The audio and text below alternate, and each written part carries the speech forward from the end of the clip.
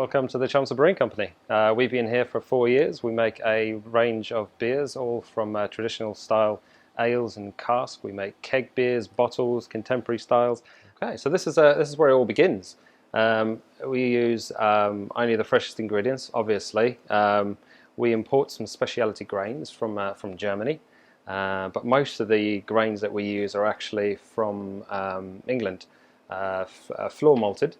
Which is a very old traditional style, but it produces the best character. All our beers are basically made from this process here, wonderful water, we have a mashing process which lasts about an hour. The beers will sit in there where the sugars are extracted, the colour is formed, and the most important thing really is the sugar, getting the sugar out of those starches. And making sure that we have something at the end which the yeast will find happy to eat.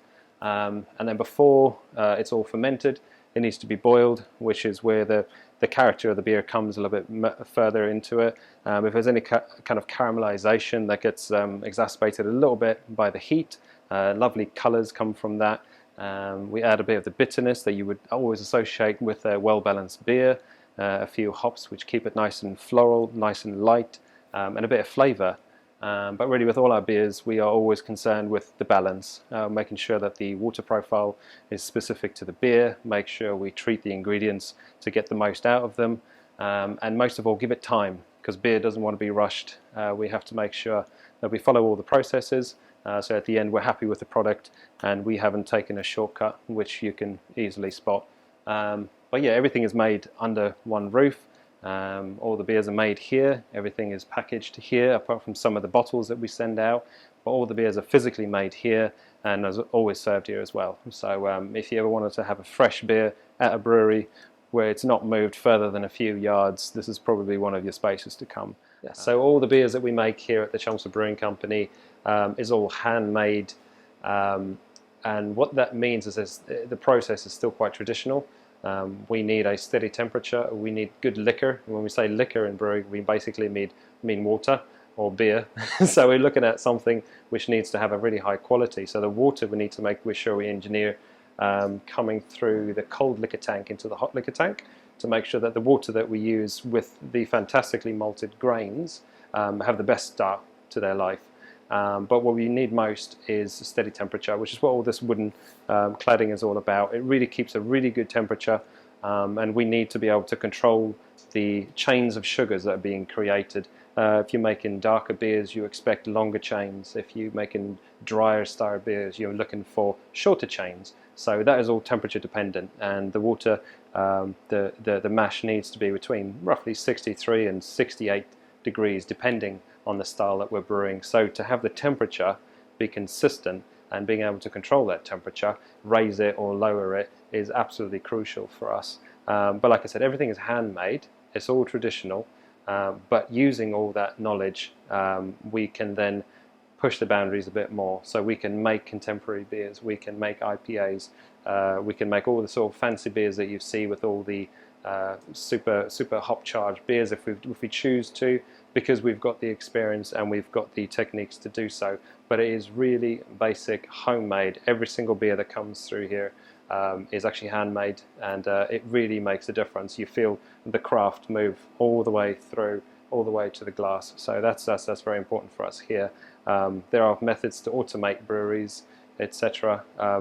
But that's not something that we are pursuing or looking to do.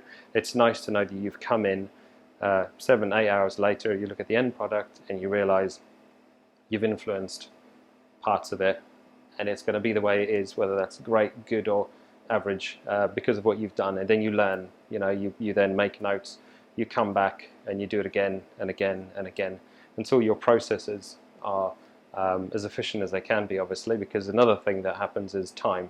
We can't stall, we can't waste any time at all. If the beer is going to move from the hot liquor tank to the fermenter in 6 hours and 15 minutes, if we have any delays along the way because of poor processes or poor techniques, that's going to affect the final product, and that's when you have inefficiencies. You have beers which are the same beer which taste completely different, and that's the skills.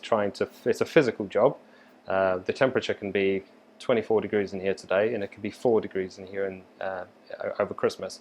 So you have to use your skill and your knowledge to make sure that everything that you can control has been controlled as much as possible. And then to have a consistent brew is what it's all about. Whether you make traditional beers, any kind of beers, it really does show up in the final product.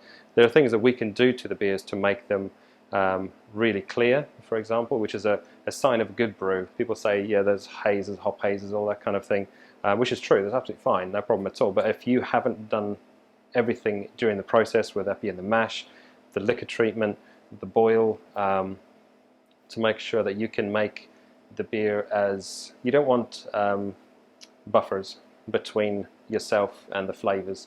So excess proteins, for example, they will cause buffers. Also, looks-wise, sometimes you can tell if a beer has been poorly made, regardless of whether it's a hoppy-style beer or not, or if it's got a chill haze or something. There are processes you can follow to make sure that come the end of it, you've done as much as you can to make sure that beer is as clean as possible, which does show in the end in the glass, and that's at the end of the day the final point, and that's where it gets judged. So that's very important.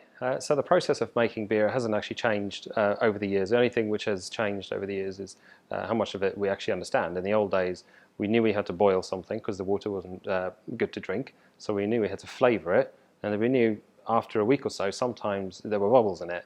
There were flavours in it that we didn't put in, and it made us a little bit tipsy. So over the years, we discovered, okay, all right, what is that process? You know, it's yeast. Yeast will ferment things, and that's when the process started to be refined a bit more. We understood that putting roots into everything instead of hops perhaps wasn't the way to go. But again, that was a process which, in history, things travel. You know, hops are very much latitude based. So a lot of the beers getting made up north would be more multi-styled. A lot more hoppy. If you come further south, all of a sudden you go as far down as Kent. It's wonderful. You've got amazing hops being grown absolutely everywhere, and that's not a new thing. That's always been the case, but we didn't know what to do with them, and then we started putting them in beer. Obviously, the beers coming over from the continent, especially Belgium, had a very distinct profile about them. They understood yeast and they understood hops a lot better. So over time, the English have learnt from various places, and that's always pushed it a little bit further. So we're actually based on the brewery fields, at the brewery fields of the original brewery in Great Baddow, and that brewery is mid-1800s. They were very popular, and even though it's really hard to find information on them, it was a big brewery. It was a very, very big brewery, and things change over time, but they made obviously fantastic traditional style beers. So I feel like in a way us being at this site is sort of continuing that, perhaps with a few decades break in between, but we'd like to keep things, there's nothing wrong with tradition, but we do learn over time, and that's where we push things forward. You know, we can learn from the old traditional ways of making beer because it's been proven and it's been done so many times, but there's new information, there's always new information, and one of the things about brewing is always about experimentation. So being at this site, we do sometimes think about it and think, you know, I wonder what they would say 100 years later or 150 years after they closed or stopped brewing here or moved or anything. You know, what would they say if they came in here? And I think they'd be quite pleased. But to be at this is quite nice. The water here is fantastic as well. It doesn't require that much engineering, which we're very pleased about.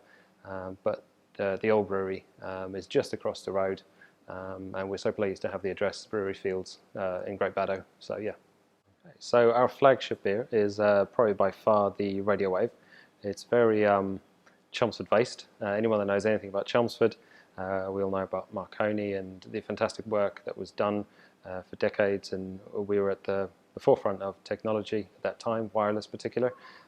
So when we started brewing this beer in 2014 as a prototype, we didn't actually have a name for it to start with, but we thought for our first beer that we were going to release through the brewery, what a better name than to link it back to Marconi and Chelmsford, and just saying that we are from Chelmsford and we're proud to be from Chelmsford. So the name stuck, and it's been very popular, and we just absolutely love making it, and just watching people enjoy drinking it is fantastic. And it just goes to show that, you know, there's a lot in Chelmsford. There's a lot in Chelmsford, and we'll continue to push it forward, and hopefully everyone gets to try this beer, because it is it usually goes quite quick. So yeah, get in there quick. So you're never too old to learn a little bit or experiment and try something new. But we've got some lovely beers here. They're to be found on the website. Also, we've got a lovely Instagram page as well with plenty of pretty pictures. If you have never really drunk any ales and you're thinking, I find it curious, but I'm not quite sure where to start, a really good place to start would be the Radio Wave. It's a nice gateway beer, as you say, between sort of lager styles and something which you're perhaps a bit more familiar with, and a style which is perhaps a bit more floral, a bit more malty, has got a bit more of a character to it. And that's how things progress. You will have one beer and you think, oh, well, that's nice. Now I'm curious about something else. So please come and see us. We're here in Church Street in Great Baddow, just across the road from the old brewery in Brewery Fields.